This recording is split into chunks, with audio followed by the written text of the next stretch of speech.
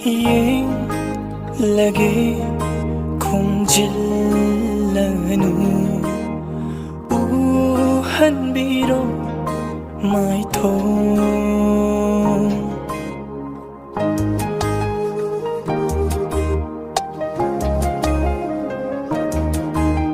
Yeng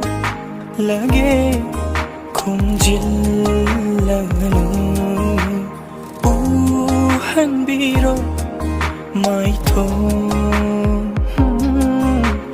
nagsinhali thamoina toina nanggi nanakta taduna ingunanga chongliba thamoini hullege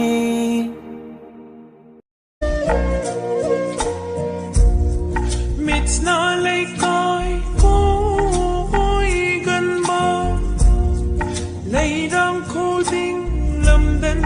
banang bo chinbal koi hi chinbal de